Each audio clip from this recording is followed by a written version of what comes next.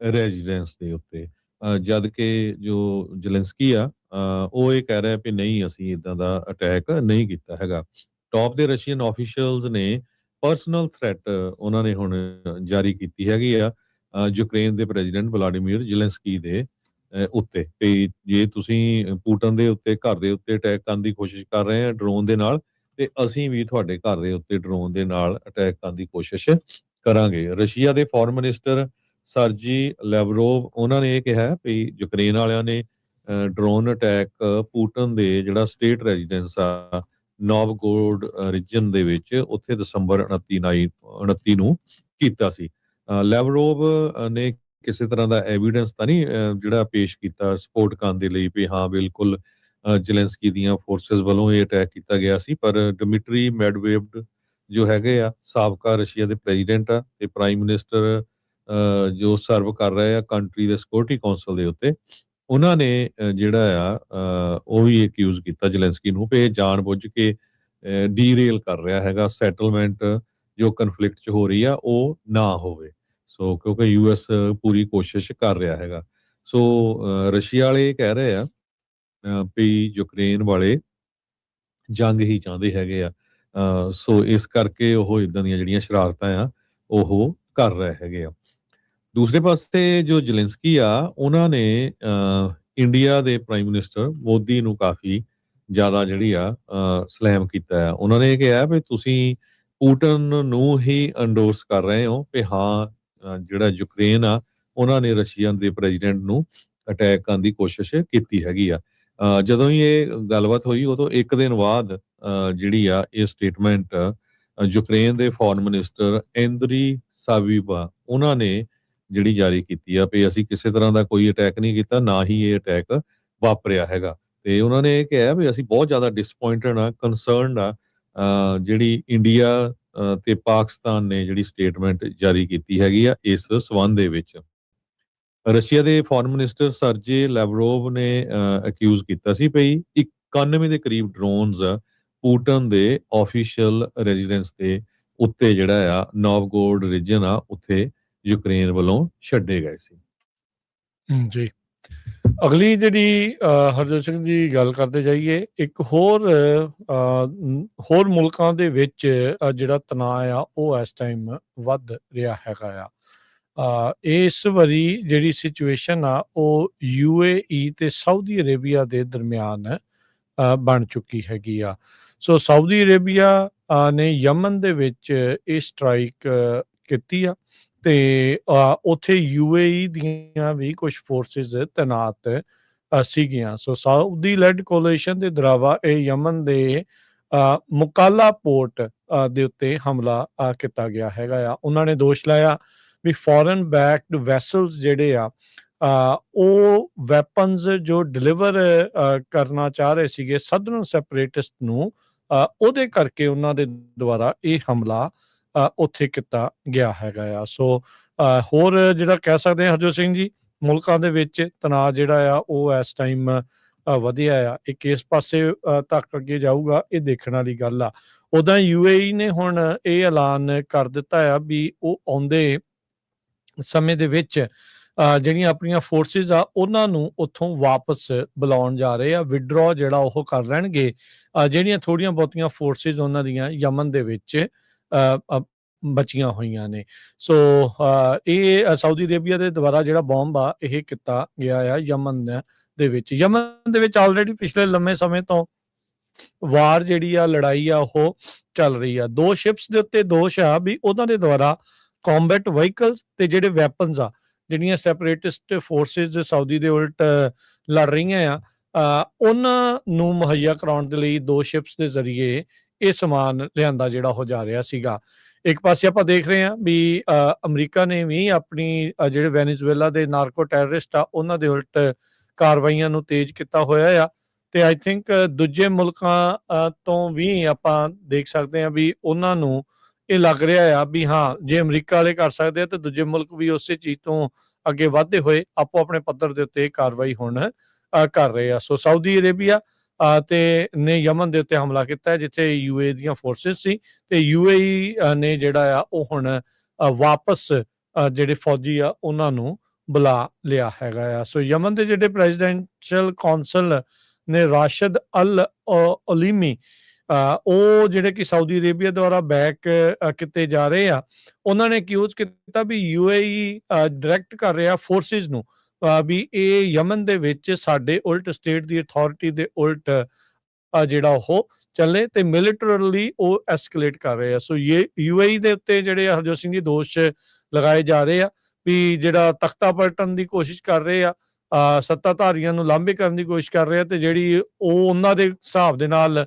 ਉਹ ਆਜ਼ਾਦੀ ਲੜਾਈ ਜਿਹੜੇ ਲੜ ਰਹੇ ਨੇ ਸੈਪਰੇਟਿਸਟ ਯਮਨ ਦੇ ਵਿੱਚ, ਵੀ ਉਹਨਾਂ ਦੀ ਮਦਦ UAE ਵਾਲੇ ਜਿਹੜੇ ਉਹ ਕਰ ਰਹੇ ਆ। ਸਾਊਦੀ ਫੋਰਨ ਮਿਨਿਸਟਰ ਉਹਨਾਂ ਨੇ ਬਿਆਨ ਜਿਹੜਾ ਉਹ ਦਿੱਤਾ ਆ, ਕਹਿੰਦੇ ਵੀ ਜਿਹੜੀ ਕਿੰਗਡਮ ਆ ਉਹ ਬਾਰ-ਬਾਰ ਸਟ੍ਰੈਸ ਦਿੰਦੀ ਆ ਵੀ ਕਿਸੇ ਵੀ ਤਰੀਕੇ ਦਾ ਜਿਹੜਾ ਖਤਰਾ ਸਾਡੀ ਨੈਸ਼ਨਲ ਸਿਕਿਉਰਿਟੀ ਨੂੰ ਜਦੋਂ ਖਤਰਾ ਬਣਦਾ ਹੈ ਤੇ ਉਹ ਇੱਕ ਲਾਲ ਲਕੀਰ, ਰੈੱਡ ਲਾਈਨ ਜਿਹੜੀ ਉਹ ਬਣ ਜਾਊਗੀ, ਬਣ ਜਾਂਦੀ ਆ, ਤੇ ਕਿੰਗਡਮ ਕਿਸੇ ਵੀ ਤਰੀਕੇ ਦਾ ਬਦਲਾ ਲੈਣ ਦੇ ਲਈ ਜਾਂ ਕਾਰਵਾਈ ਕਰਨ ਤੋਂ ਉਹ ਹਿਚਕਚਾਹਟ ਨਹੀਂ ਕਰੇਗੀ, ਤੇ ਆਪਣੇ ਆਪ ਨੂੰ ਬਚਾਉਣ ਦੇ ਲਈ ਤੇ ਨੈਸ਼ਨਲ ਸਿਕਿਉਰਿਟੀ ਨੂੰ ਸੁਰੱਖਿਅਤ ਰੱਖਣ ਦੇ ਲਈ ਤੇ ਕਿਸੇ ਵੀ ਥ੍ਰੈਟ ਨੂੰ, ਖਤਰੇ ਨੂੰ ਨਿਊਟਰਲਾਈਜ਼ ਕਰਨ ਦੇ ਲਈ ਹਰ ਸੰਭਵ ਮੈਜਰ ਜਿਹੜੇ ਆ ਉਹ ਕਰਨਗੇ। ਸੋ ਸਾਊਦੀ ਅਰੇਬੀਆ ਤੇ UAE ਦੇ ਵਿੱਚ ਜਿਹੜੀਆਂ ਟੈਨਸ਼ਨਸ ਯਮਨ ਨੂੰ ਲੈ ਕੇ ਜਿਹੜੀਆਂ ਵਧੀਆਂ, ਜਿਸ ਤੋਂ ਬਾਅਦ ਚ ਹੁਣ UAE ਵਾਲੇ ਆਪਣੀਆਂ ਜਿਹੜੀਆਂ ਫੋਰਸਿਸ ਆ ਉੱਥੋਂ ਯਮਨ ਤੋਂ ਵਾਪਸ ਬੁਲਾ ਰਹੇ ਨੇ।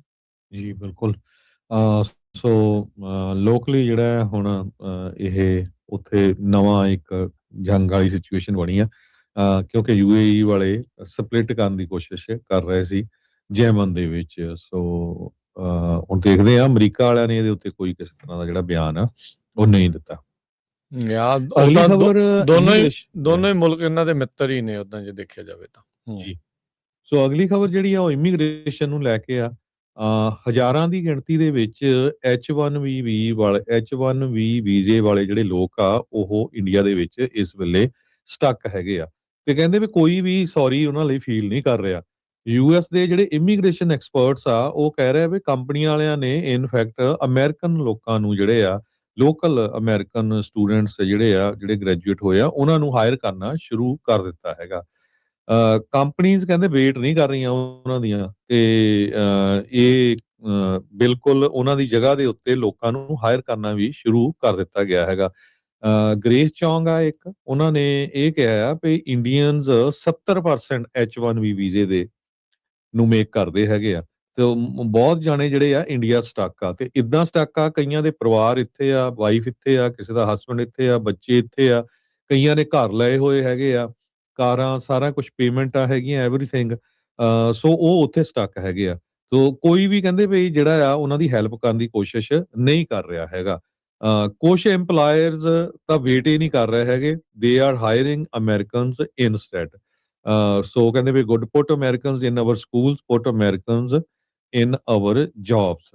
ਸੋ ਇਹ ਜਿਹੜੀ ਸਟੇਟਮੈਂਟ ਆ ਬਹੁਤ ਸਾਰੇ ਜਿਹੜੇ ਜੋ ਕੰਪਨੀਆਂ ਆ ਉਹਨਾਂ ਵੱਲੋਂ ਵੀ ਆ ਰਿਹਾ, ਬਹੁਤ ਸਾਰੇ ਜਿਹੜੇ ਮੈਗਾ ਦੇ ਸਪੋਰਟਰਸ ਆ ਉਹਨਾਂ ਵੱਲੋਂ ਵੀ ਆ ਰਿਹਾ।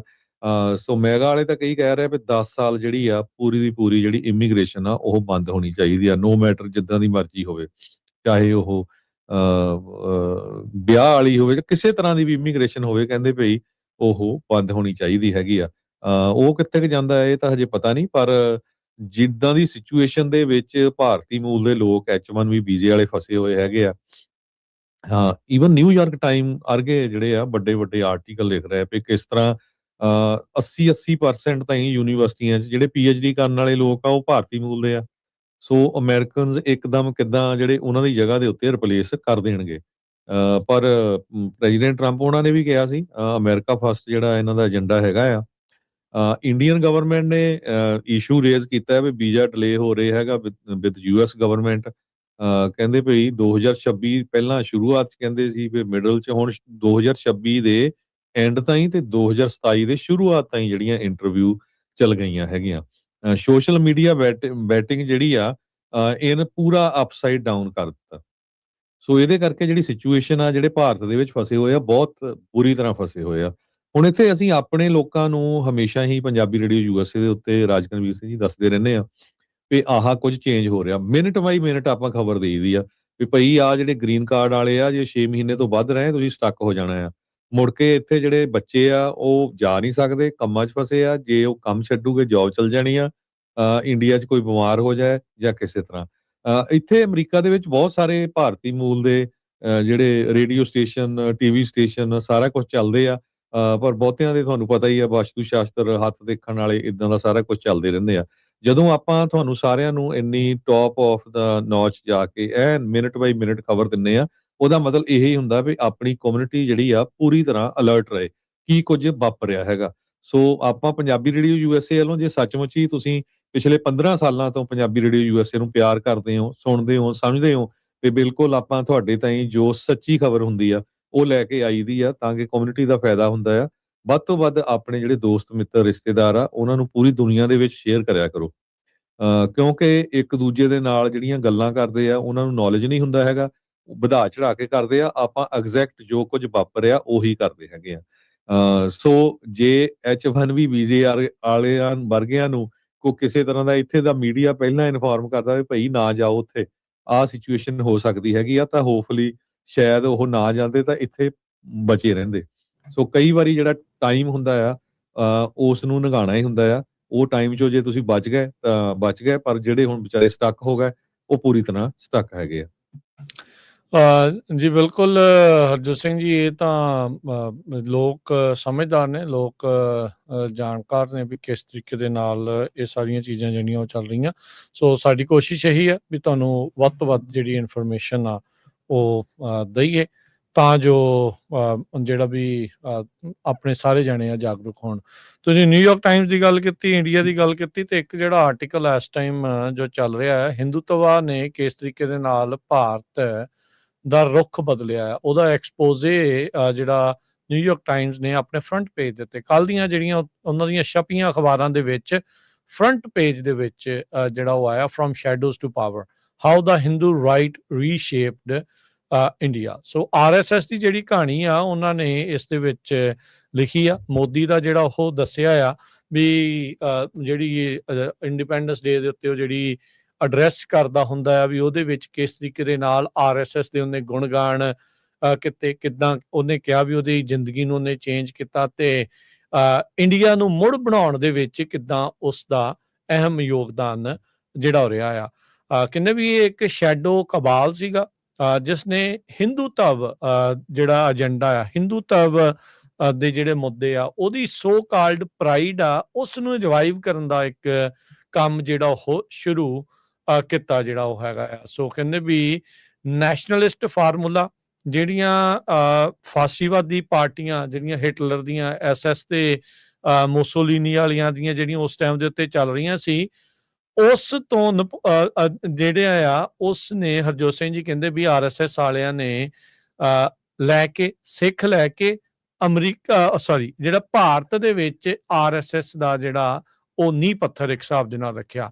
ਸੋ ਸੇਮ ਉਸੇ ਏਜੰਡੇ ਦੇ ਉੱਤੇ, ਜਿੱਦਾਂ ਹਿਟਲਰ ਕਹਿੰਦਾ ਸੀਗਾ ਵੀ ਸਿਰਫ ਗੋਰੇ ਮੂਲ ਦੇ ਹੀ ਚੰਗੇ ਆ, ਆਰੀਅਨ ਲੋਕ ਹੀ ਚੰਗੇ ਆ, ਚਿੱਟੀ ਚਮੜੀ ਵਾਲੇ, ਨੀਲੀਆਂ ਅੱਖਾਂ ਵਾਲੇ, ਇਸੇ ਤਰੀਕੇ ਦੇ ਨਾਲ ਕਹਿੰਦੇ RSS ਉਹਨਾਂ ਤੋਂ ਪ੍ਰਭਾਵਿਤ ਹੋ ਕੇ ਉਹਨਾਂ ਨੇ ਵੀ ਆਪਣੀ ਜਿਹੜੀ ਪਾਰਟੀ ਆ ਉੱਥੇ ਜਿਹੜੀ ਉਹ ਬਣਾਈ। ਕਹਿੰਦੇ ਵੀ ਜਦੋਂ ਗਾਂਧੀ ਦੀ ਕਤਲ ਕੀਤਾ ਜਾਂਦਾ, ਅਸੈਸੀਨੇਸ਼ਨ ਕੀਤਾ ਜਾਂਦਾ, ਜਿਹੜਾ ਜਿਹਨੂੰ ਇਸ ਟਾਈਮ ਨਥੂਰਾਮ ਗੋਡਸੇ ਨੂੰ ਕਾਫੀ ਜ਼ਿਆਦਾ ਸੈਲੀਬ੍ਰੇਟ ਕਰਦੀ ਆ RSS ਵਾਲੇ, ਉਹ ਕਹਿੰਦੇ ਵੀ ਹੌਲੀ ਹੌਲੀ ਇਹਨਾਂ ਦਾ ਜਿਹੜੇ ਪੈਰ ਆ ਉੱਥੇ ਲੱਗਣੇ ਸ਼ੁਰੂ ਜਿਹੜੇ ਹੋ ਗਏ। ਕਹਿੰਦੇ ਵੀ ਫਿਰ RSS ਨੇ ਇਨਫਿਲਟਰੇਟ ਕਰ ਦਿੱਤਾ, ਯਾਨੀ ਕਿ ਘੁਸਪੈਠ ਕਰ ਦਿੱਤੀ ਭਾਰਤ ਦੀਆਂ ਜਿਹੜੀਆਂ ਇੰਸਟੀਟਿਊਸ਼ਨਸ ਦੇ ਵਿੱਚ, ਇੰਨੀ ਡੂੰਘੀ ਘੁਸਪੈਠ ਜਿਹੜੀ ਉਹ ਕੀਤੀ। ਕਹਿੰਦੇ ਵੀ ਜੇ ਮੋਦੀ ਨਾ ਵੀ ਰਿਹਾ ਤਾਂ ਵੀ ਜਿਹੜੀ RSS ਦੀ ਜਿਹੜੀ ਪਾਵਰ ਆ ਉਹ ਕਿਤੇ ਜਾਣ ਵਾਲੀ ਨਹੀਂ ਆ। ਕਹਿੰਦੇ ਵੀ it will remain a powerful force long after Mr. Modi is gone. So RSS ਦੀ ਘੁਸਪੈਠ ਭਾਰਤ ਦੇ ਵਿੱਚ ਐਡੀ ਵੱਡੇ ਪਾਵਰ ਦੇ ਉੱਤੇ ਜਿਹੜਾ ਉਹ ਪਹੁੰਚਣਾ, ਉਹ ਇੱਕ ਉਸ ਦੀ ਜਿਹੜੀ ਸਟੋਰੀ ਆ ਨਿਊਯਾਰਕ ਟਾਈਮਸ ਨੇ ਇਹ ਰਨ ਕੀਤੀ ਹੈਗੀ ਆ। ਆਪਾਂ ਇਸ ਵਾਰ ਦੇਖ ਹੀ ਰਹੇ ਹਾਂ ਹਰਜੋਤ ਸਿੰਘ ਜੀ ਵੀ ਜਿਸ ਤਰੀਕੇ ਦੇ ਨਾਲ ਕ੍ਰਿਸਮਸ ਦੇ ਵਿੱਚ ਜਿਹੜੋ ਹਿੰਦੂਤਵੀ ਏਜੰਡੇ ਦੇ ਤਹਿਤ ਜੋ ਉੱਥੇ ਚੱਲਿਆ ਆ, ਜੋ ਹਿੰਦੂਤਵੀ ਤਾਕਤਾਂ ਨੇ ਉਹਨਾਂ ਨੇ ਕਿਸ ਤਰੀਕੇ ਦੇ ਨਾਲ ਜਿਹੜਾ ਉਹ ਕੀਤਾ। ਲੇਟਲੀ ਦੇਖ ਰਹੇ ਸੀ 2-4 ਮੈਂ ਵਲੌਗਰਸ ਜਿਹੜੇ ਹਰਜੋਤ ਸਿੰਘ ਜੀ ਦੇਖੇ, ਕੋਈ ਨਾਰਥ ਕੋਰੀਆ ਵਾਲਾ ਕੋਈ ਜਾਪਾਨ ਤੋਂ, ਕੋਈ ਚਾਈਨਾ ਤੋਂ ਜਿਹੜੇ ਉੱਥੇ ਆਏ ਹੋਏ ਸੀ। ਜੋ ਉਹਨਾਂ ਦੇ ਨਾਲ ਇਹਨਾਂ ਨੇ ਬਦਸਲੂਕੀਆਂ ਕੀਤੀਆਂ ਤੇ ਜੋ ਉਹਨਾਂ ਦੇ ਨਾਲ ਵਰਤਾਰਾ ਕੀਤਾ ਆ, ਉਹ ਜਾਂਦੇ ਜਾਂਦੇ ਇਹੀ ਕਹਿ ਕੇ ਗਏ, ਆਈ ਹੇਟ ਇੰਡੀਆ। ਹੁਣੇ ਜਿਸ ਨੂੰ ਟਰੰਪ ਲੈਂਡ ਬਣਾਉਣ ਦੀ ਗੱਲ ਆਖੀ ਜਾ ਰਹੀ ਆ ਨਾਰਥ ਈਸਟ ਨੂੰ, ਹਰਜੋਤ ਸਿੰਘ ਜੀ, ਉਹਦੇ ਕਰਕੇ ਰੌਲਾ ਰੱਪਾ ਜਿਹੜਾ ਪਿਆ ਆ। ਉਸ ਇਲਾਕੇ ਦਾ ਇੱਕ ਬੰਦਾ ਜਿਹਦਾ ਪੇ BSF 'ਚ ਫੌਜੀ ਆ, ਉਹਨੂੰ ਉੱਥੇ ਦੀ ਭੀੜ ਨੇ ਕੁੱਟ-ਕੁੱਟ ਕੇ ਮਾਰ ਦਿੱਤਾ, ਕਿਉਂਕਿ ਉਹ ਵੇਖਣ ਨੂੰ ਚਾਈਨੀਜ਼ ਮੂਲ ਵਰਗਾ ਕਹਿੰਦੇ ਜੀ ਉਹ ਲੱਗਦਾ ਸੀਗਾ। ਉੱਥੇ ਪਤਾ ਹੀ ਆ ਵੀ ਜਿਸ ਤਰੀਕੇ ਦਾ ਰਵੱਈਆ ਆ ਉਹ ਕੀਤਾ ਜਾਂਦਾ। ਸੋ ਕਹਿੰਦੇ ਵੀ ਇਹ ਸਾਰਾ ਕੁਝ ਜੋ ਉੱਥੇ ਵਾਪਰ ਰਿਹਾ ਉਹ RSS ਦੀ ਜਿਹੜੀ ਉਹ ਦੇਣ ਹੈਗੀ ਆ। ਸੋ ਪੋਲੀਟੀਕਲ ਡਿਵਾਈਡ ਤੇ ਹਿੰਦੂਤਵਾ ਜਿਹੜਾ ਉਹਨਾਂ ਨੇ ਇਸ ਤਰੀਕੇ ਦੇ ਨਾਲ ਇਸ ਨੂੰ ਜਿਹੜਾ ਉਹ ਅੱਗੇ ਲੈ ਕੇ ਆਂਦਾ ਹੈਗਾ ਆ। ਸੋ ਕਹਿੰਦੇ ਵੀ RSS ਇੱਕ ਜਿਹੜੇ ਹਰਜੋਤ ਸਿੰਘ ਦੀ ਮੁੰਬਈ ਦੇ ਹੈਗੇ ਨੇ ਡਾਕਟਰ ਨਿਤਿਸ਼ ਜਿਹੜੇ ਭੰਡਾਰਕਰ, ਉਹ ਕਹਿੰਦੇ ਵੀ RSS ਦੇ ਨਾਲ ਉਹ ਓਨ ਤਾਂ ਜਿਹੜਾ ਉਹ ਨਹੀਂ ਕਰਦੇ, ਪਰ ਕਹਿੰਦੇ ਵੀ ਸਾਡੇ ਕੋਲ ਲੋਕ ਹੈਗੇ ਆ। ਕਹਿੰਦੇ ਵੀ ਲੋਕ ਆਰਗੇਨਾਈਜੇਸ਼ਨ ਦੇ ਨਾਲ ਐਸਾ ਜਿਹੜਾ ਉਹ ਜੁੜ ਕੇ ਕੰਮ ਕਰਦੇ ਨੇ ਵੀ ਜਿੱਦਾਂ ਇਹੀ ਸਾਰਾ ਕੁਝ ਹੁੰਦਾ ਆ। ਸੋ RSS ਦੀ ਜਿਹੜੀ ਘੁਸਪੈਠ ਆ ਉਹ ਉਸ ਤਰੀਕੇ ਦੇ ਨਾਲ ਹੀ ਆ। ਥੋੜੇ ਦਿਨ ਪਹਿਲਾਂ ਦੀ ਗੱਲ ਆ ਹਰਜੋਤ ਸਿੰਘ ਜੀ, ਇੱਕ ਬਲਾਤਕਾਰੀ ਜਿਹੜਾ ਸਿੰਗਰ ਆ ਉਸਨੂੰ ਜਦੋਂ ਬੇਲ ਮਿਲੀ, ਜਿਸ ਕੁੜੀ ਦੇ ਨਾਲ ਇਹ ਜਿਹੜਾ ਕੁਕਰਮ ਕੀਤਾ ਗਿਆ ਸੀ, ਉਹਦੀ ਮਾਂ ਗਾਲਾਂ ਕੱਢ ਰਹੀ ਸੀ ਤਾਂ ਅੱਗੋਂ ਨਾਰੇ BJP ਜਿੰਦਾਬਾਦ ਦੇ ਜਿਹੜੇ ਉਹ ਲੱਗ ਰਹੇ ਸੀਗੇ। ਸੋ ਉੱਥੋਂ ਇਹ ਪਤਾ ਲੱਗ ਜਾਂਦਾ ਆ ਵੀ ਉੱਥੇ ਇਸ ਟਾਈਮ ਚੱਲ ਕੀ ਜਿਹੜਾ ਹੋ ਰਿਹਾ ਹੈਗਾ ਆ। ਸੋ RSS ਦੇ ਦੁਆਰਾ ਜਿਸ ਤਰੀਕੇ ਦੇ ਨਾਲ ਕਹਿੰਦੇ ਵੀ ਇਨਫਿਲਟਰੇਟ ਕੀਤਾ ਗਿਆ, ਇਹੀ ਜਿਹੜਾ ਹਿੰਦੂਤਵੀ ਏਜੰਡੇ ਨੂੰ ਲਾਗੂ ਕਰਾਉਣ ਵਾਲਾ ਭਾਰਤ ਦੇ ਵਿੱਚ ਹੈਗਾ ਆ।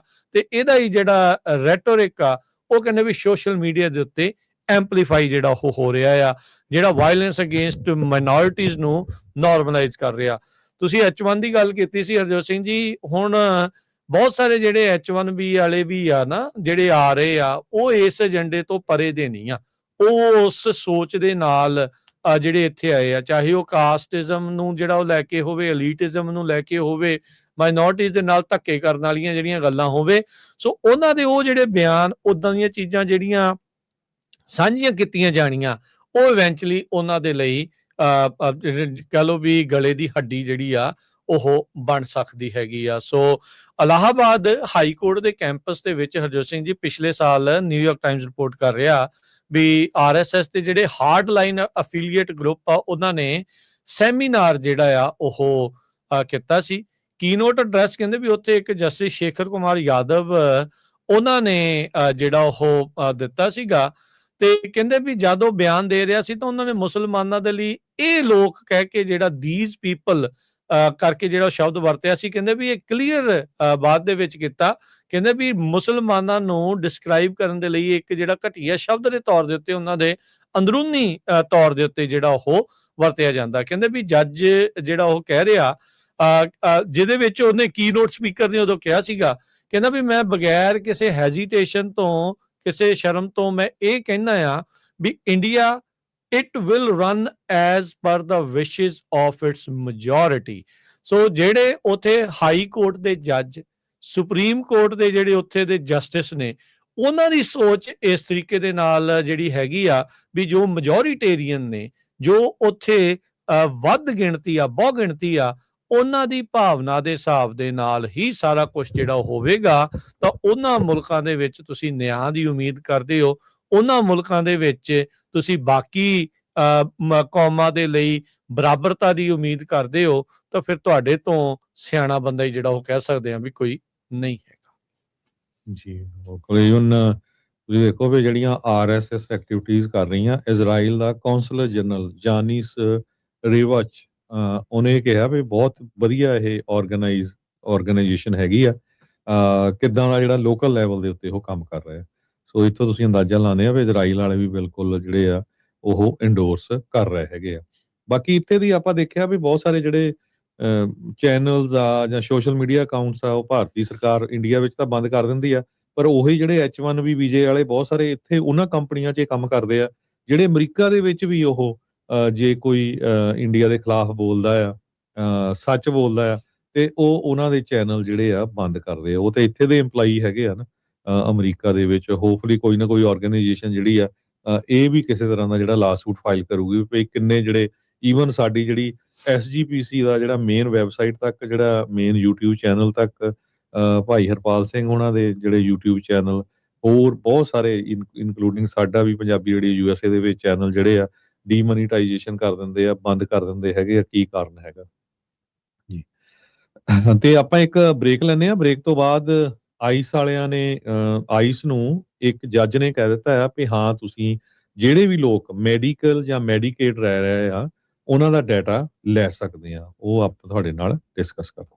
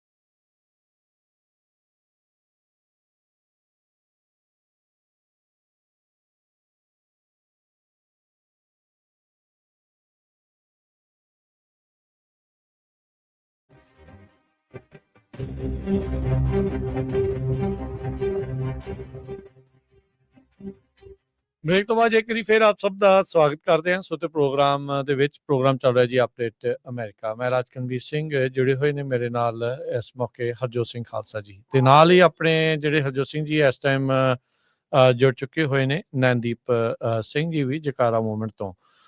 ਜਿਵੇਂ ਆਪਾਂ ਪਿਛਲੀ ਵਾਰੀ ਵੀ ਉਹਨਾਂ ਦੇ ਨਾਲ ਗੱਲਬਾਤ ਕੀਤੀ ਸੀ, ਇਸ ਚੀਜ਼ ਦੇ ਬਾਰੇ ਦੱਸਿਆ ਸੀਗਾ ਜਿਹੜਾ ਟਰੱਕਰਸ ਨੂੰ ਲੈ ਕੇ ਲਾ ਸੂਟ ਫਾਈਲ ਹੋਇਆ ਆ, ਉਸ ਦੀ ਕੁਝ ਅਪਡੇਟ ਲੈ ਕੇ ਆਪਣੇ ਨਾਲ ਪਹੁੰਚੇ ਨੇ। ਸੋ ਨੈਨਦੀਪ ਸਿੰਘ ਜੀ, ਸਵਾਗਤ ਹੈ ਜੀ ਆਇਆਂ ਨੂੰ। ਵਾਹਿਗੁਰੂ ਜੀ ਕਾ ਖਾਲਸਾ, ਵਾਹਿਗੁਰੂ ਜੀ ਕੀ ਫਤਿਹ। ਸੋ ਨੈਨਦੀਪ ਸਿੰਘ, ਕੀ ਅਪਡੇਟ ਆ ਉਸ ਨੂੰ ਲੈ ਕੇ, ਜਿਹੜੀ ਨਾਨ ਡੋਮਿਸਾਈਲ ਸੀਡੀਐਲਸ ਨੂੰ ਲੈ ਕੇ, ਖਾਸ ਕਰਕੇ ਜਿਹੜਾ ਆਪਾਂ ਦੇਖ ਰਹੇ ਸੀਗੇ ਵੀ ਉਹਨੂੰ ਕੈਂਸਲ ਹੋਣ ਦੇ ਲਈ ਥੋੜੇ ਹੀ ਦਿਨ ਜਿਹੜੇ ਉਹ ਬਚੇ ਹੋਏ ਆ। ਸੋ ਕੀ ਲੇਟੈਸਟ ਅਪਡੇਟ ਆ ਇਸ ਲਾਸਟ ਸੂਟ ਤੋਂ ਬਾਅਦ ਦੇ ਵਿੱਚ? ਕੋਈ ਸੁਣਵਾਈ ਅਜੇ ਤੱਕ ਹੋਈ ਆ ਜਾਂ ਨਹੀਂ ਹੋਈ? ਸੋ ਹਾਂਜੀ, ਵਾਹਿਗੁਰੂ ਖਾਲਸਾ ਵਾਹਿਗੁਰੂ ਫਤਿਹ।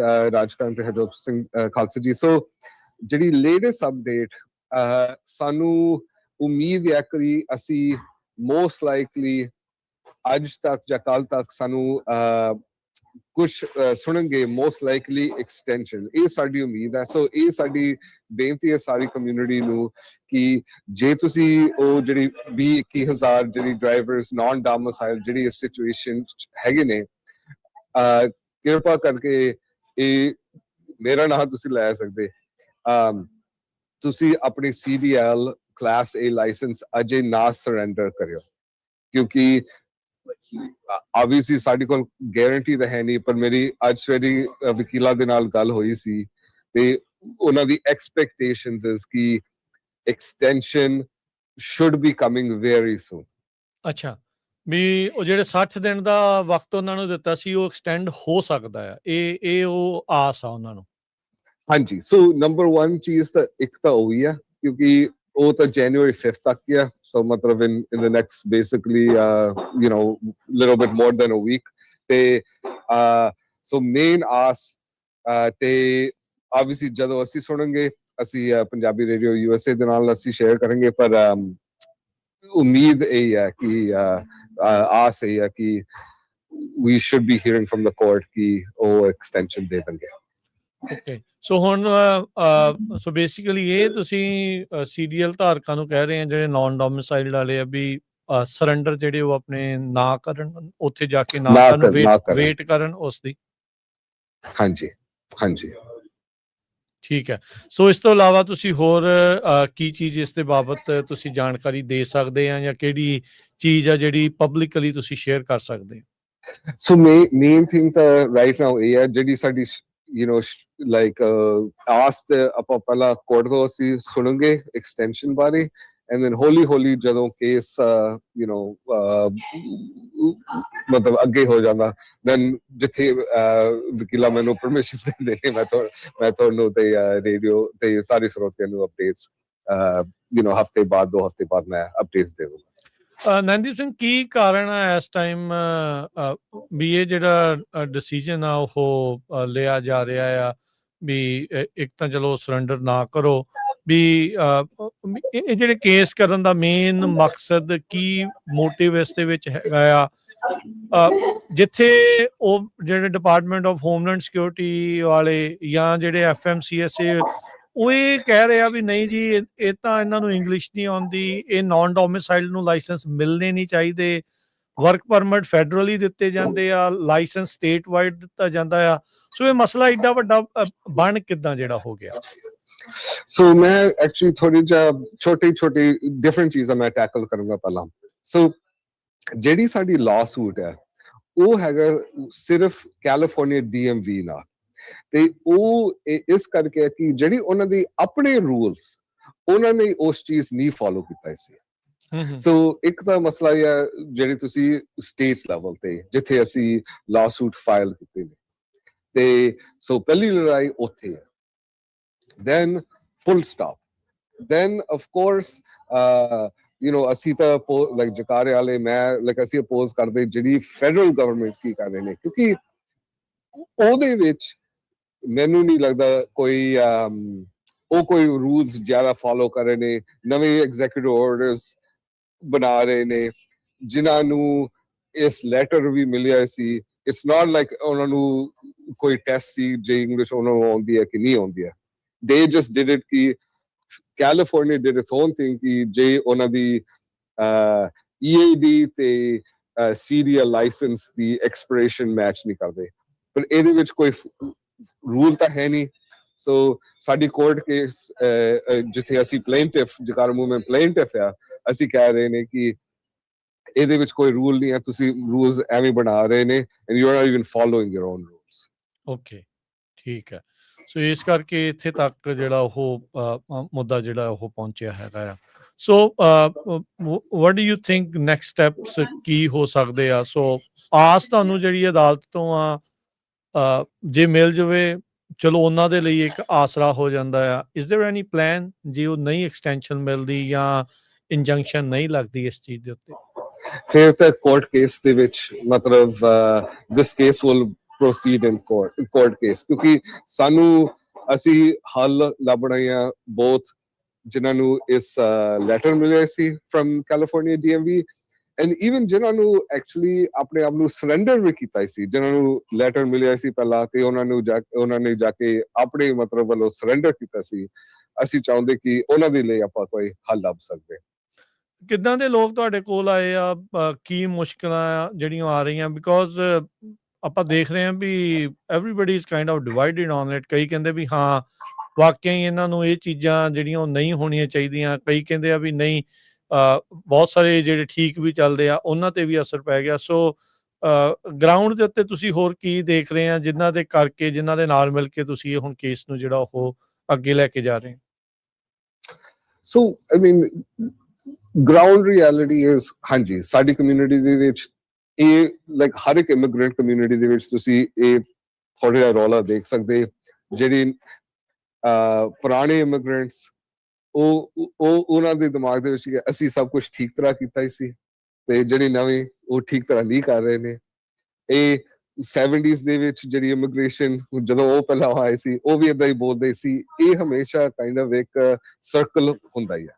ਸੋ ਜਿਹੜੀ ਜਕਾਰਾ ਮੂਵਮੈਂਟ ਦਾ ਸਟੈਂਸ ਅਸੀਂ ਹਮੇਸ਼ਾ ਅਸੀਂ ਸਾਡੀ ਕਮਿਊਨਿਟੀ ਦੇ ਨਾਲ ਅਸੀਂ ਖੜਾਂਗੇ ਜਿੱਥੇ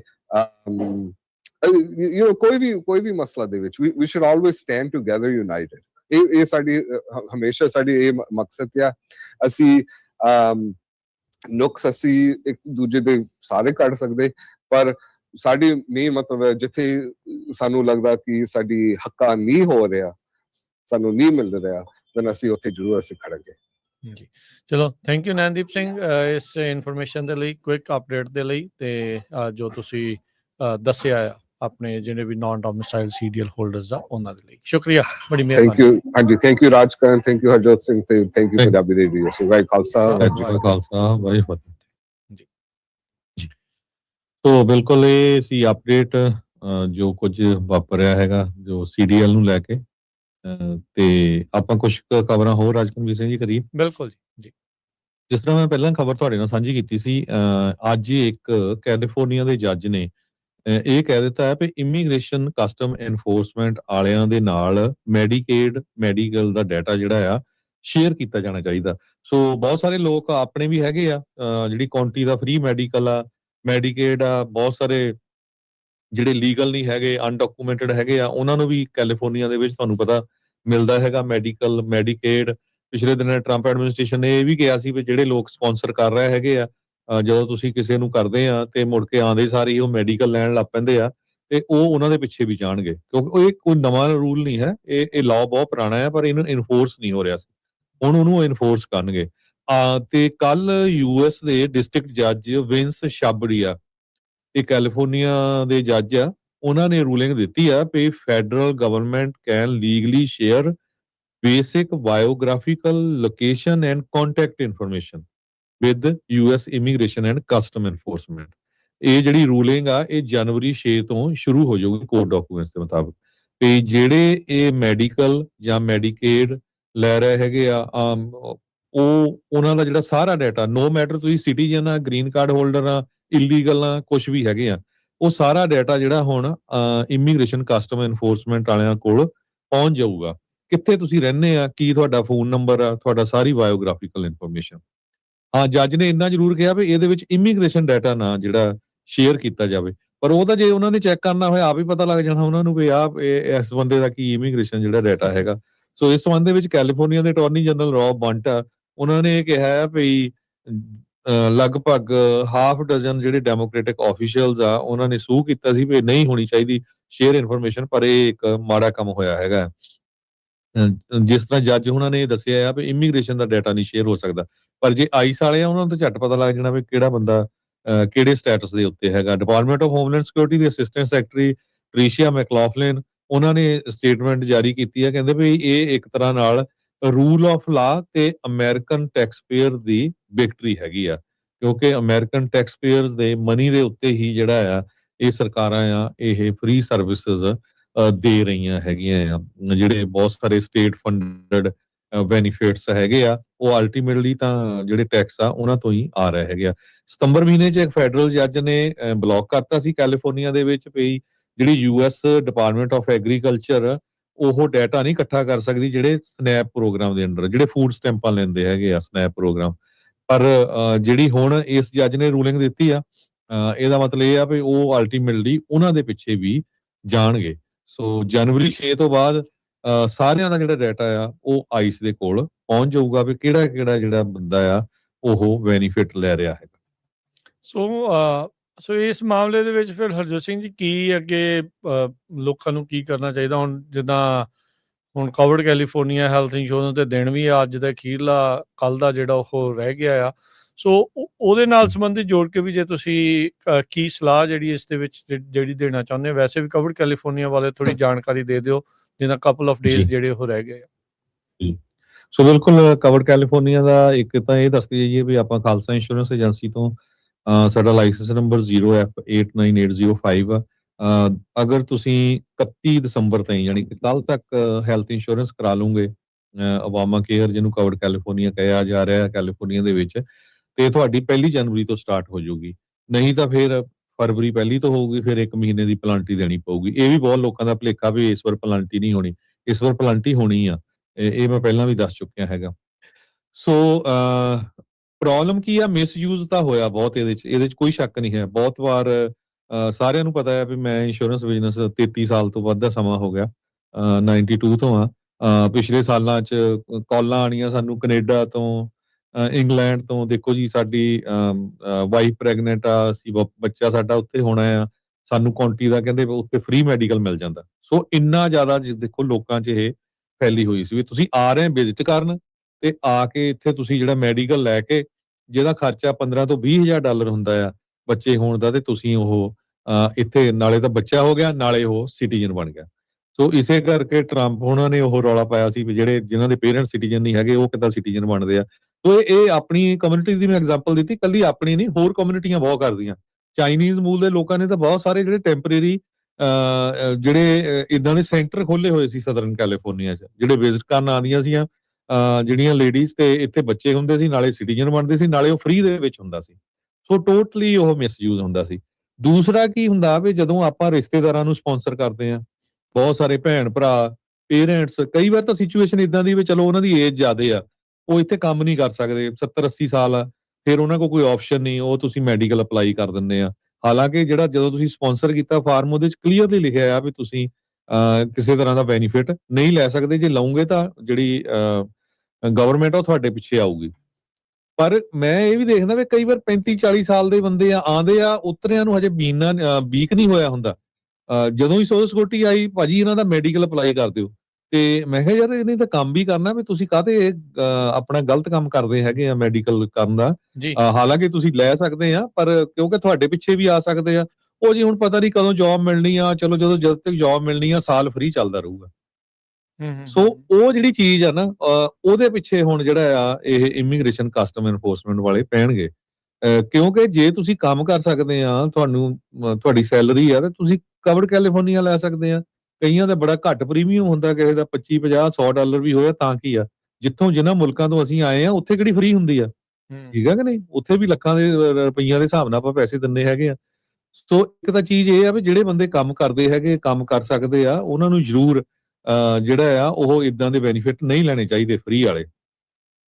ਦੂਸਰੇ ਪਬਲਿਕ ਇਹ ਆ ਵੀ ਚਾਰਜ ਹੁਣ ਦਾ ਉਹਨਾਂ ਨੇ ਰੌਲਾ ਦੇਖ ਚੱਲ ਲਿਆ ਹੀ ਹੋਣਾ, ਰਿਹਾ। ਬਹੁਤ ਸਾਰੇ ਲੋਕ ਆਪਾਂ ਉਦਾਹਰਨਾਂ ਦੇਖਦੇ ਰਹਿੰਦੇ ਆ ਵੀ ਜੀ ਮੇਰੀ ਵਾਈਫ ਤੋਂ ਤਾਂ ਕੰਮ ਹੀ ਨਹੀਂ ਕਰਾਇਆ ਮੈਂ, ਹਾਲਾਂਕਿ ਉਹਨਾਂ ਦੇ ਖੁਦ ਦੇ ਬਿਜ਼ਨਸ ਆ, ਕਿਸੇ ਦੇ 7-11 ਆ, ਕਿਸੇ ਦੀਆਂ ਟਰੱਕਿੰਗ ਕੰਪਨੀਆਂ, ਤੁਸੀਂ ਉਹਨਾਂ ਨੂੰ ਪੇਰੋਲ ਤੇ ਪਾਓ, ਘੱਟੋ ਘੱਟ 40 ਕੁਆਟਰ ਤਾਂ ਬਣਾਓ ਨਾ। ਜੇ 40 ਕੁਆਟਰ ਬਣੂਗੇ, ਉਹ ਜਦੋਂ ਰਿਟਾਇਰ ਹੋਣਾ ਉਹਨਾਂ ਨੂੰ ਮੈਡੀਕੇਅਰ ਮਿਲੂਗਾ, ਪਲੱਸ ਜਿਹੜੀ ਆ ਉਹਨਾਂ ਨੂੰ ਇੱਕ ਤਰ੍ਹਾਂ ਦੇ ਨਾਲ ਪੈਨਸ਼ਨ ਵੀ ਮਿਲੂਗੀ, ਸੋਸ਼ਲ ਸਿਕਿਉਰਿਟੀ ਵੀ ਮਿਲੂਗੀ। ਸੋ ਬਹੁਤ ਸਾਰੇ ਜਿਹੜੇ ਲੋਕ ਨਹੀਂ ਜੀ ਸਾਨੂੰ ਤਾਂ ਅਸੀਂ ਤਾਂ ਪੈਨਸ਼ਨ ਵੀ ਲਵਾ ਲਈ, ਕੰਮ ਹੀ ਨਹੀਂ ਕੀਤਾ, ਉਹ ਪੈਨਸ਼ਨ ਨਹੀਂ ਹੈ ਭਾਈ, ਉਹ ਵੈਲਫੇਅਰ ਆ।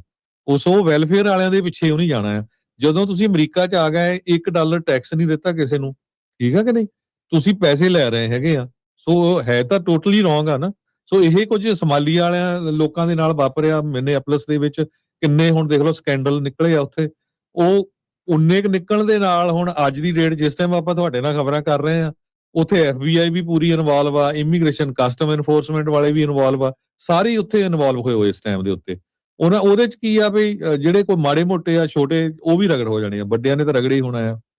ਸੋ ਅੱਜ ਦੀ ਰੇਟ ਦੇ ਵਿੱਚ ਜਿਹੜੀ ਵੇਵ ਚੱਲ ਰਹੀ ਆ, ਐਂਟੀ ਇਮੀਗ੍ਰੈਂਟ ਵੇਵ ਬਹੁਤ ਚੱਲ ਰਹੀ ਆ। ਮੈਂ ਅੱਜ ਇਹ ਦੇਖ ਰਿਹਾ ਸੀ, ਸੋਮਾਲੀਆ ਤੋਂ ਬਾਅਦ ਉਹਨਾਂ ਨੇ ਅੱਜ ਇੱਕ ਇਹਨਾਂ ਦਾ ਜਿਹੜਾ ਹੈਗਾ ਮੈਗਾ ਵਾਲਿਆਂ ਦਾ ਇੱਕ ਬੰਦਾ ਹੈ ਬਹੁਤ ਜਿਹੜਾ ਮਸ਼ਹੂਰ, ਉਹ ਡਾਟਾ ਪਾਇਆ ਵੀ ਕਹਿੰਦਾ ਯਾਰ ਆ ਗੈਸ ਸਟੇਸ਼ਨ ਵਾਲਿਆਂ ਨੇ $5 ਮਿਲੀਅਨ ਦੇ ਜਿਹੜੇ ਆ ਉਹ ਲਏ ਹੋਏ ਹੈਗੇ ਆ, SBA ਲੋਨ ਲਏ ਆ, ਟੈਕਸਸ ਦਾ ਹੁਣ ਦੱਸਿਆ ਉੱਥੇ ਪਾ ਕੇ ਕਹਿੰਦਾ 10 ਕੰਪਨੀਆਂ 10 ਚੋਂ 8 ਜਾਣੇ ਜਿਹੜੇ ਇੰਡੀਅਨ ਪਰ ਇਹਦੇ ਵਿੱਚ ਕੋਈ ਗਲਤ ਨਹੀਂ ਆ SBA ਦੇ ਲੋਨ ਲੈਣਾ, SBA ਦਿੰਦੀ ਬਿਜ਼ਨਸ ਦੇ ਲਈ ਲੋਨ ਆ। ਬਿਲਕੁਲ ਸੋ ਆਪਾਂ ਇਹ ਨਹੀਂ ਕਹਿ ਰਹੇ ਵੀ ਗਲਤ ਆ। ਸੋ ਇਦਾਂ ਕਿਉਂਕਿ ਉਹ ਇਦਾਂ ਦੇ ਜਦੋਂ ਸ਼ੋਅ ਕਰਦੇ ਆ ਤਾਂ ਨੈਚੁਰਲੀ ਉਹਦੇ ਚ ਗਲਤ ਵੀ ਕਈ ਹੋਣੇ ਆ, ਠੀਕ ਆ ਕਿ ਨਹੀਂ।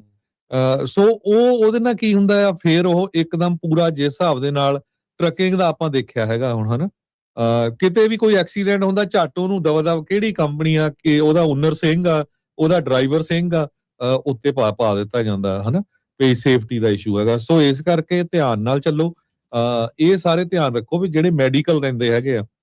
ਕਈ ਵਾਰੀ ਕੀ ਹੁੰਦਾ ਰਾਜਗੁਰਵੀਰ ਸਿੰਘ, ਤੁਹਾਨੂੰ ਜ਼ਰੂਰਤ ਵੀ ਨਹੀਂ, ਹੁਣ ਬੰਦਾ 50 ਸਾਲਾਂ ਦਾ ਫਿੱਟ ਆ, ਤੁਸੀਂ ਮੈਡੀਕਲ ਕਾਹਦੇ ਅਪਲਾਈ ਕਰਦੇ ਆ? ਤੁਸੀਂ ਕੰਮ ਲੱਭੋ, ਜੇ ਕੰਮ ਕਰ ਸਕਦੇ ਆ, ਠੀਕ ਆ ਕਿ ਨਹੀਂ। ਬਿਨਾਂ ਕਿਸੇ ਗੱਲ ਤੇ ਮੈਡੀਕਲ ਅਪਲਾਈ ਕਰ ਲੈਂਦੇ ਆ, ਜਾਣਾ ਵੀ ਨਹੀਂ ਡਾਕਟਰ ਤੇ, ਠੀਕ ਆ ਕਿ ਨਹੀਂ। ਸੋ ਇਹ ਜਿਹੜੀਆਂ ਚੀਜ਼ਾਂ ਉਹਦੇ ਵਿੱਚ ਇਹ ਆ ਜਾਂਦੀ ਹੈ, ਜੋਤ ਸਿੰਘ ਜੀ ਕਹਿੰਦੇ ਵੀ ਮਹਿੰਗਾ ਬਹੁਤ ਜ਼ਿਆਦਾ ਨਾ, ਫਿਰ ਨਹੀਂ ਉਹਦੇ ਚ ਕੀ ਆ ਨਾ, ਜੇ ਕਿਤੇ ਬਾਈ ਐਮਰਜੈਂਸੀ ਤੁਹਾਨੂੰ ਜਾਣਾ ਪੈ ਜਾਏ ਹਨਾ, ਹਸਪਤਾਲ ਦੇ ਵਿੱਚ ਐਡਮਿਟ ਹੋਣਾ ਪੈ ਜਾਏ, ਸਟਿਲ ਗਵਰਨਮੈਂਟ ਕੋ ਕਈ ਇਦਾਂ ਦੇ ਪ੍ਰੋਗਰਾਮ ਹੈਗੇ ਆ ਜਿਹੜੇ ਉਹਨਾਂ ਨੂੰ ਕਵਰ ਕਰਦੇ ਹੈਗੇ ਆ ਕਿ ਹਾਂ ਇਹਨਾਂ ਦੇ ਕੋਲ ਹੈਲਥ ਇੰਸ਼ੋਰੈਂਸ ਹੈ ਨਹੀਂ, ਆਪਾਂ ਕਵਰ ਕਰ ਸਕਦੇ ਹੈਗੇ ਆ, ਪੇਮੈਂਟਾਂ ਬਣਾ ਸਕਦੇ ਹੈਗੇ ਆ, ਉਹਨਾਂ ਦੇ ਆਪਸ਼ਨਸ ਹੈਗੀਆਂ। ਪਹਿਲਾਂ ਤਾਂ ਕੈਲੀਫੋਰਨੀਆ 'ਚ ਬਹੁਤ ਸੀਆਂ, ਹੁਣ ਜਦੋਂ ਉਹਨਾਂ ਨੇ ਫੰਡਿੰਗ ਰੋਕਣੀ ਸ਼ੁਰੂ ਕਰਤੀ, ਹੁਣ ਫੈਡਰਲ ਵਾਲੇ ਕਹਿੰਦੇ ਅਸੀਂ ਜਿਹੜੀ ਮਿਨੇਸੋਟਾ ਸਟੇਟ ਆ ਉਹਦੀ ਫੈਡਰਲ ਫੰਡਿੰਗ ਰੋਕਣੀ ਆ। ਤੇ ਆਪਾਂ ਦੇਖਿਆ ਹੀ ਆ ਵੀ ਕੈਲੀਫੋਰਨੀਆ ਦੇ ਵਿੱਚ ਜਦੋਂ ਸ਼ਾਨ ਡਫੀ ਹੋਣੀ ਜਿਹੜੇ ਡਿਪਾਰਟਮੈਂਟ ਆਫ ਟਰਾਂਸਪੋਰਟੇਸ਼ਨ ਦੇ ਸੈਕਟਰੀ ਆ, ਉਹਨੇ ਕਿਹਾ ਵੀ ਅਸੀਂ ਇੰਨੇ $1 ਬਿਲੀਅਨ ਰੋਕਣ ਜਾ ਰਹੇ ਆ, ਵੀ ਤੁਸੀਂ ਲਾਇਸੈਂਸ ਬੰਦ ਕਰੋ ਹਨਾ, ਇਹ ਲਾਇਸੈਂਸ ਤੁਸੀਂ ਰੋਂਗ ਦੇ ਰਹੇ ਆ। ਤੇ ਉਹ ਕੈਲੀਫੋਰਨੀਆ ਵਾਲਿਆਂ ਨੇ ਬੰਦ ਕਰਤੇ, ਹੁਣ ਤੁਹਾਡੇ ਸਾਹਮਣੇ ਹੀ ਆ, ਕਿਉਂਕਿ ਫੰਡਿੰਗ ਤਾਂ ਉਹਨਾਂ ਨੂੰ ਚਾਹੀਦੀ ਹੈਗੀ ਆ। ਸੋ ਇਸ ਕਰਕੇ ਬੜੇ ਧਿਆਨ ਨਾਲ ਚੱਲਣ ਦੀ ਜ਼ਰੂਰਤ ਆ। ਸੋ ਜਿਨ੍ਹਾਂ ਨੇ ਹਜੇ ਨਹੀਂ ਹੈਲਥ ਇੰਸ਼ੋਰੈਂਸ ਕਰਾਈ, ਉਹ ਜ਼ਰੂਰ ਤੁਸੀਂ ਕਾਲ ਕਰ ਲਿਓ 408-272-2500 ਦੇ ਉੱਤੇ 4082722500, ਕਿਉਂਕਿ ਇਸ ਵਾਰੀ ਸਬਸਿਡੀਆਂ ਕਾਫੀ ਘੱਟ ਹੋਈਆਂ ਹੈਗੀਆਂ। ਟਰੰਪ ਐਡਮਿਨਿਸਟ੍ਰੇਸ਼ਨ ਕਿਉਂਕਿ ਪਾਸ ਨਹੀਂ ਹੋ ਸਕਿਆ ਬਿੱਲ, ਤੇ ਜਿਹੜੀ ਤੁਹਾਡੀ ਇਨਕਮ ਲਿਮਿਟ ਆ ਉਹਦੇ ਹਿਸਾਬ ਦੇ ਨਾਲ ਸਬਸਿਡੀਆਂ ਬਹੁਤ ਘੱਟ ਹੋਈਆਂ, ਕਈਆਂ ਦੇ ਰੇਟ ਬਹੁਤ ਜ਼ਿਆਦਾ ਵਧੇ ਹੈਗੇ ਆ। ਸੋ ਆਪਣੇ ਚਾਹੇ ਤੁਸੀਂ ਸਾਡੇ ਆਫਿਸ ਜਾਂ ਜਿਹੜਾ ਵੀ ਤੁਹਾਡਾ ਕੋਈ ਇੰਸ਼ੋਰੈਂਸ ਬ੍ਰੋਕਰ ਹੈਗਾ ਉਹਦੇ ਆਫਿਸ ਜ਼ਰੂਰ ਕਾਲ ਕਰ ਲਓ। ਸੋ ਸਲਾਹ ਜ਼ਰੂਰ ਲੈ ਲਿਆ ਕਰੋ, ਕਿਉਂਕਿ ਬਹੁਤ ਵਾਰ ਸਲਾਹ ਨਹੀਂ ਲੈਂਦੇ ਤੇ ਜਦੋਂ ਫਿਰ ਪ੍ਰੋਬਲਮ ਆਉਂਦੀ ਆ ਫਿਰ ਕਾਲ ਕਰਦੇ, ਤੁਹਾਡੀ ਜਿਹੜੀ ਆ ਤੁਸੀਂ ਹੈਲਪ ਕਰਦੇ ਹੋ, ਉਸ ਟਾਈਮ ਦੇ ਉੱਤੇ ਆਪਾਂ ਕੋਈ ਹੈਲਪ ਨਹੀਂ ਕਰ ਸਕਦੇ ਹੈਗੇ। ਜੀ ਬਿਲਕੁਲ। ਸੋ ਕੰਟੈਕਟ ਤੁਸੀਂ ਜਿਹੜਾ ਇਹਨਾਂ ਦੇ ਨਾਲ ਕਰ ਸਕਦੇ ਹੈਗੇ ਆ 408-272-2500 ਦੇ ਉੱਤੇ 4082722500 ਦੇ ਉੱਤੇ। ਤੇ ਹਰਜੋਤ ਸਿੰਘ ਜੀ ਥੈਂਕ ਯੂ ਇਸ ਇਨਫੋਰਮੇਸ਼ਨ ਦੇ ਲਈ। ਤੇ ਜਾਂਦੇ ਜਾਂਦੇ ਇਹ 1-2 ਖਬਰਾਂ ਜਿਹੜੀਆਂ ਕੁਇਕਲੀ ਤੁਹਾਡੇ ਨਾਲ ਜਿਹੜੀਆਂ ਸਾਂਝ ਉਸਦੀ ਪਾਉਂਦੇ ਜਾਣਾ ਆ। ਇਸ ਵਾਰੀ ਇਸ ਪਿਛਲੇ ਸਾਲ ਦੇ ਵਿੱਚ FBI ਨੇ ਜਾਣਕਾਰੀ ਦਿੱਤੀ ਆ ਵੀ ਜਿਹੜੇ ਸਕੈਮਰਸ ਆ ਉਹਨਾਂ ਨੇ $333 ਮਿਲੀਅਨ ਦਾ ਚੂਨਾ ਲਾਇਆ ਸਿਰਫ ਬਿਟਕੋਇਨ ਦੇ ATM ਸਕੈਮਸ ਦੇ ਜਿਹੜਾ ਉਹ ਨਾਲ। ਇਹ ਬਹੁਤ ਸਾਰੇ ਥਾਵਾਂ ਦੇ ਉੱਤੇ ਜਿਹੜੇ ਬਿਟਕੋਇਨ ATMs ਲੱਗੇ ਹੋਏ ਨੇ, ਜੋ ਕਿ ਤੁਹਾਡੇ ਬਿਟਕੋਇਨ ਦੇ ਡਿਜੀਟਲ ਵਾਲਟ ਨੂੰ ਉਹਦੇ ਵਿੱਚ ਕੈਸ਼ ਘੱਲਣ ਦੇ ਲਈ ਵਰਤੇ ਜਾਂਦੇ ਆ। ਸੋ ਲੋਕਾਂ ਦੀ ਜਿਹੜੀ ਮਨੀ ਆ, ਬਹੁਤ ਸਾਰੇ ਲੋਕਾਂ ਨੇ ਇਹਨਾਂ ਸਕੈਮਰਸ ਨੇ ਆਪੋ ਆਪਣੇ ਬਿਟਕੋਇਨ ਦੇ ਵਾਲਟ ਦੇ ਵਿੱਚ ਐਡ ਜਿਹੜੀ ਉਹ ਕਰਵਾ ਲਈ। ਕ੍ਰਿਪਟੋ ਕਰੰਸੀਜ਼ ਦੀ ਪੋਪੂਲੈਰਿਟੀ ਲਗਾਤਾਰ ਵੱਧ ਰਹੀ ਆ, ਬਹੁਤ ਜ਼ਿਆਦਾ ਵਧੀ ਹੋਈ ਆ, ਤੇ FBI ਨੇ ਜਿਹੜੀ ਇਹ ਜਾਣਕਾਰੀ ਦਿੱਤੀ ਆ ਵੀ ਅਮਰੀਕਨਸ ਨੂੰ 333 ਮਿਲੀਅਨ ਡਾਲਰ ਦਾ ਜਿਹੜਾ ਚੂਨਾ ਆ ਉਹ ਇਸ ਵਾਰ ਲਾਇਆ ਗਿਆ ਆ। 2024 ਦੇ ਵਿੱਚ ਜਿਹੜੇ ਸਕੈਮਰਸ ਆ ਉਹਨਾਂ ਨੇ 250 ਮਿਲੀਅਨ ਡਾਲਰ ਦਾ ਚੂਨਾ ਜਿਹੜਾ ਉਹ ਲਾਇਆ ਸੀ। ਉਸ ਤੋਂ ਪਿਛਲੇ ਸਾਲ ਦੇ ਨਾਲੋਂ ਇਹ ਡਬਲ ਆ, ਤੇ ਹੁਣ ਇਹ ਫੇਰ ਇੱਕ ਜਿਹੜਾ ਆ ਉਹ ਵੱਧ ਚੁੱਕਾ ਹੈਗਾ ਆ। ਸੋ 45,000 ਬਿਟਕੋਇਨ ATMs ਨੇ ਨੇਸ਼ਨ ਵਾਈਡ। ਉਹਨਾਂ ਦੇ ਵਿੱਚ ਜਿਹੜੇ ਯੂਜ਼ਰਸ ਆ ਜਦੋਂ ਕੈਸ਼ ਪਾਉਂਦੇ ਨੇ ਕਿਸੇ ਵੀ ਡਿਜੀਟਲ ਵਾਲਟ ਦੇ ਵਿੱਚ ਮਨੀ ਜਿਹੜੀ ਉਹ ਘੱਲਣੀ ਹੁੰਦੀ ਆ, ਤਾਂ ਫਿਰ ਉਹਦੇ ਜ਼ਰੀਏ ਜਿਹੜਾ ਉਹ ਕਿੱਤਾ ਜਿਹੜਾ ਉਹ ਜਾ ਰਿਹਾ ਆ। ਇੱਕ ਵਕਤ ਸੀਗਾ ਸਕੈਮਰ ਜਦੋਂ ਲੋਕਾਂ ਨੂੰ ਡਰਾਉਂਦੇ ਸੀਗੇ, ਕਹਿੰਦੇ ਜੀ ਗਿਫਟ ਕਾਰਡ ਘੱਲੋ, ਕੋਈ ਐਪਲ ਦਾ, ਕੋਈ ਗ੍ਰੀਨ ਡਾਟ ਦਾ, ਕੋਈ ਖੱਬੇ ਸੱਜੇ, ਕਈ ਜਿਹੜੇ ਉਹ ਹੁੰਦੇ ਸੀਗੇ। ਪਰ ਹੁਣ ਲੋਕਾਂ ਨੂੰ ਸਕੈਮ ਕਰਨ ਵਾਲੇ ਉਹ ਬਿਟਕੋਇਨ ਦੇ ATMs ਦੇ ਉੱਤੇ ਘੱਲ ਰਹੇ ਨੇ ਵੀ ਉਹਦੇ ਵਿੱਚ ਕੈਸ਼ ਪਾਓ, ਤੇ ਉਹਦੇ ਜ਼ਰੀਏ ਫਿਰ ਜਿਹੜੀ ਮਨੀ ਆ ਸਿੱਧੀ ਉਹਨਾਂ ਦੇ ਕੋਲ ਪਹੁੰਚ ਜਿਹੜੀ ਹੋ ਜਾਂਦੀ ਆ। ਸੋ 333 ਮਿਲੀਅਨ ਡਾਲਰ ਦਾ ਜਿਹੜਾ ਚੂਨਾ ਆ ਸਕੈਮਰਸ ਨੇ ਬਿਟਕੋਇਨ ਦੇ ATMs ਦੇ ਜ਼ਰੀਏ ਪਿਛਲੇ ਸਾਲ ਦੇ ਵਿੱਚ, ਇਸ ਸਾਲ 'ਚ ਇਨਫੈਕਟ 2025 ਦੇ ਵਿੱਚ ਲਾਇਆ ਹੈਗਾ ਆ ਜੀ। ਤੇ ਹਰਜੋਤ ਸਿੰਘ ਜੀ, ਸਮਾਂ ਸਮਾਪਤ ਆ। ਮਿਲਦੇ ਆ ਅਗਲੀ ਵਾਰ। ਸਭ ਨੂੰ ਬਹੁਤ ਪਿਆਰ ਸਤਿਕਾਰ ਸੈਨਿਕੀ ਜਹੀ। ਸਤਿ ਸ੍ਰੀ ਅਕਾਲ। ਸਤਿ ਸ੍ਰੀ ਅਕਾਲ।